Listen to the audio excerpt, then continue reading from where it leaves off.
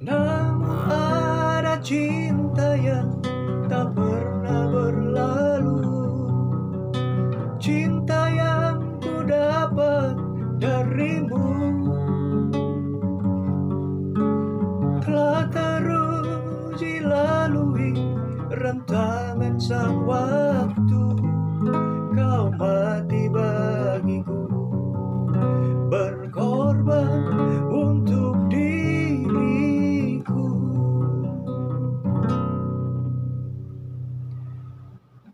Saat ini Tuhan memberikan ajakannya kepada kita dalam Matius 11 ayat yang ke-28. Katanya demikian, "Marilah kepadaku semua yang letih lesu dan berbeban berat, aku akan memberi kelegaan kepadamu." Dalam Alkitab The Message, kelegaan dikatakan recover your life. Artinya mendapatkan kembali apa yang dulu pernah ada padamu. Kita melihat satu kisah yang sangat luar biasa dari seorang raja yang mengalami kemuliaan Tuhan dari sebelumnya dia mengalami kehancuran. Kita baca dalam Yeremia 27 ayat yang ke-6. "Dan sekarang aku menyerahkan segala negeri ini ke dalam tangan hambaku, yaitu Nebukadnezar, Raja Babel. Juga binatang di padang telah kuserahkan supaya tunduk kepadanya." Dia adalah seorang hamba Tuhan. Dan karena dia seorang hamba Tuhan, tentunya dia melakukan apa yang dikatakan Tuhan. Dan ketika Tuhan disenangkan dengan perbuatannya, maka Tuhan memberikan dia hikmat sehingga dia sangat luar biasa. Kita lihat dalam Daniel 4 ayat 22.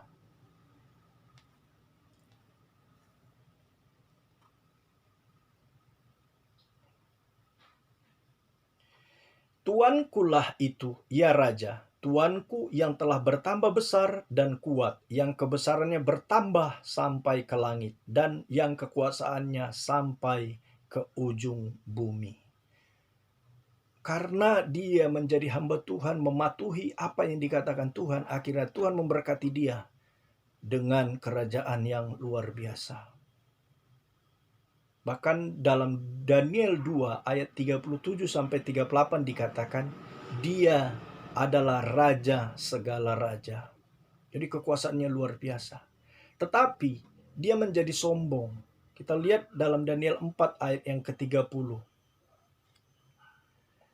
"Berkatalah raja, bukankah itu Babel yang besar, yang dengan kekuatan kuasaku dan untuk kemuliaan kebesaranku telah kubangun menjadi kota kerajaan?" Dia sombong. Dia berkata dibangun Babel itu karena kekuatan kuasanya. Dan perhatikan ayatnya yang ke-32, ketika dia menyombongkan diri, bukan lagi berkata Tuhan yang memberikan aku kekuatan untuk memperolehnya. Ayat yang ke-32 berkata, "Engkau akan dihalau dari antara manusia dan tempat tinggalmu akan ada di antara binatang-binatang di padang. Kepadamu akan diberikan makanan rumput seperti kepada lembu, dan demikianlah akan berlaku atasmu sampai 7 masa berlalu, hingga engkau mengakui bahwa Yang Maha Tinggi berkuasa atas kerajaan manusia dan memberikan kepada siapa yang dikehendakinya."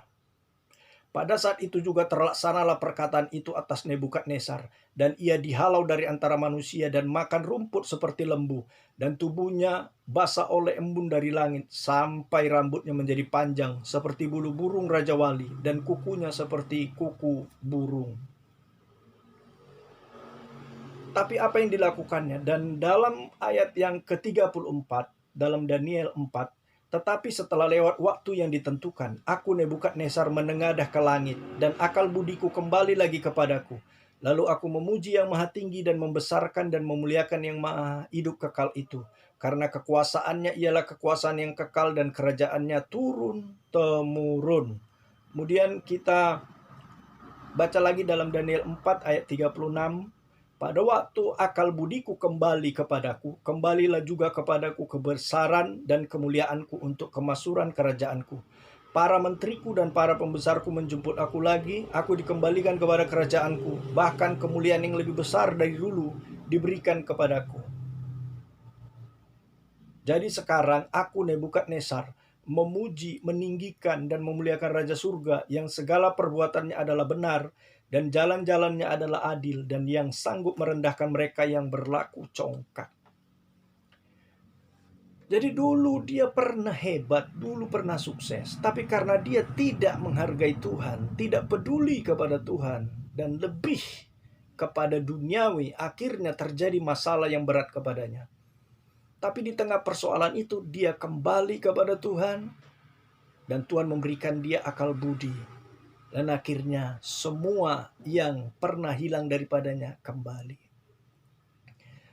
Apa yang pernah hilang daripadamu? Kebahagiaan, kemuliaan, bahkan apa yang kamu punya dahulu.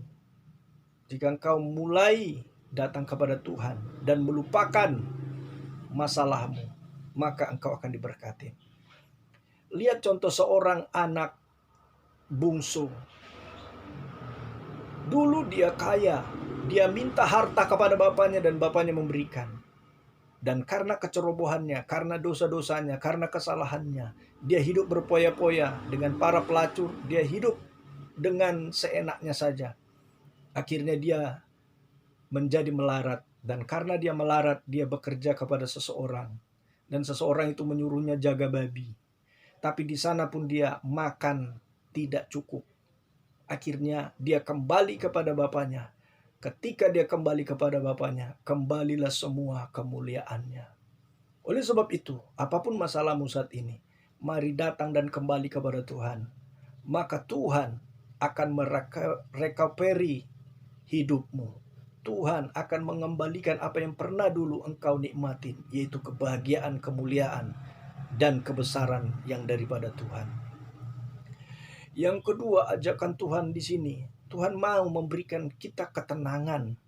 Di dalam firman Tuhan tadi, dalam Matius yang ke-11, ayatnya yang ke-29 berkata, "Pikul aku yang kupasang dan belajarlah padaku, karena aku lemah lembut dan rendah hati, dan jiwamu akan mendapat ketenangan, sebab kuk yang kupasang itu enak dan bebanku pun ringan."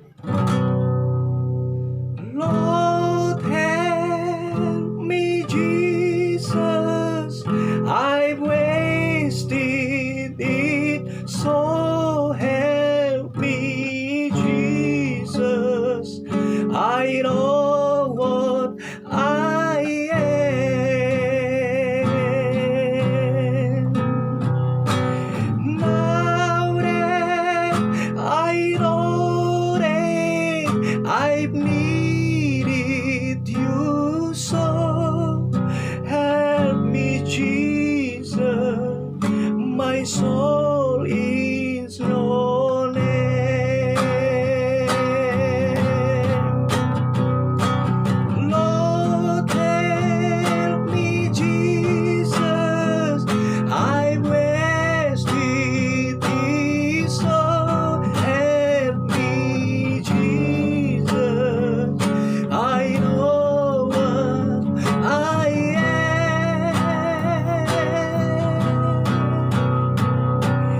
Now that I know that I've needed you, so help me, Jesus, my soul's in your hand. Tuhan mau memberikan kita ketenangan. Dalam Alkitab The Message, ketenangan itu dikatakan lighty atau enteng. Nah, Tuhan mengajarkan kepada seseorang bahwa ternyata untuk diberkatin, untuk mendapatkan kemuliaan, untuk mendapatkan berkat itu enggak sulit. Itu sangat gampang. Hanya dengan melekat kepada Tuhan. Kita akan melihat dalam Daniel 6 ayat yang ke-10. Daniel 6 ayat yang ke-10.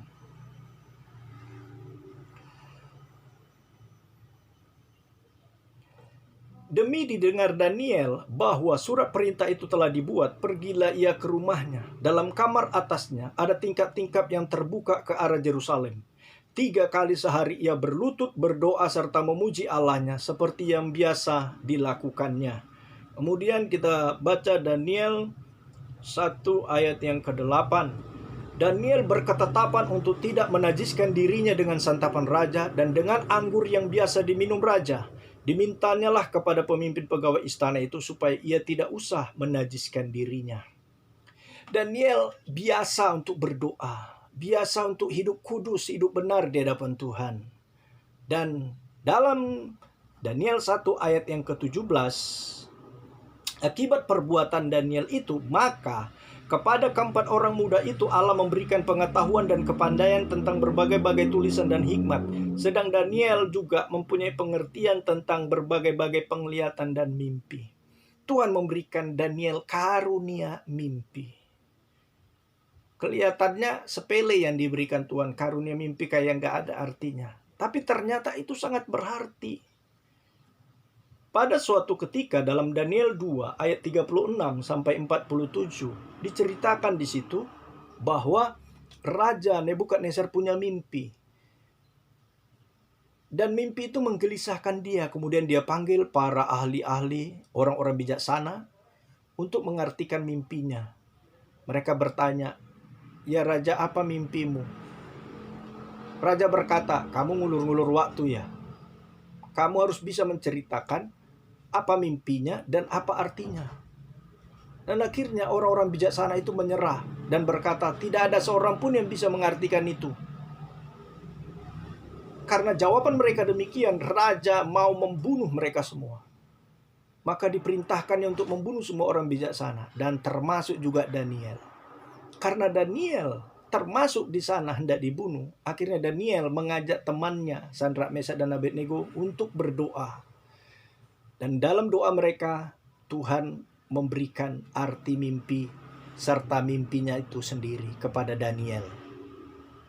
Karena Daniel tadi diberikan karunia mimpi. Dan singkat cerita, kita akan membaca keajaiban Tuhan. Daniel 2 ayat yang ke-46.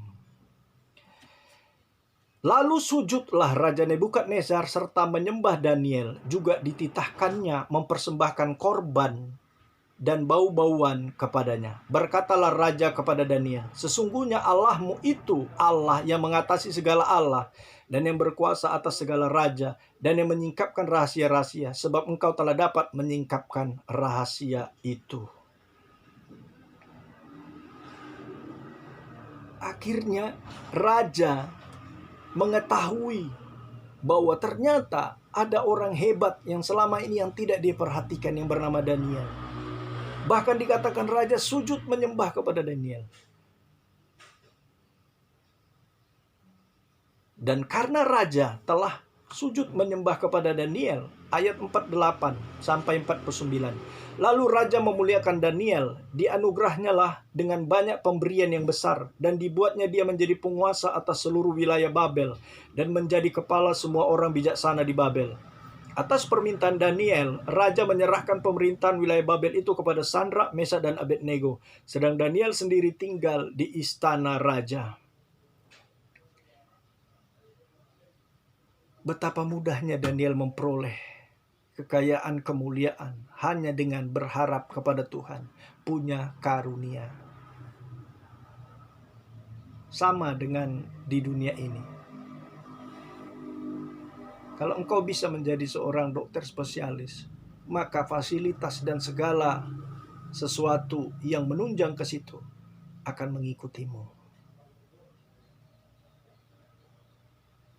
Nah, kita lihat dari dalam Lukas 5 ayat 17 dikatakan, kuasa Tuhan menyertai Yesus sehingga ia dapat menyembuhkan orang sakit. Dan dalam Lukas 8 ayat 1-3, orang-orang sakit, perempuan-perempuan yang sakit yang disembuhkannya itu, yang pada waktu itu ada beberapa perempuan yang disembuhkan itu adalah orang-orang kaya, dan perempuan itu memberikan kekayaannya untuk dijadikan tempat pemberitaan Injil. Dengan kata lain, berarti tugas penginjilan akan lebih gampang karena ada dananya.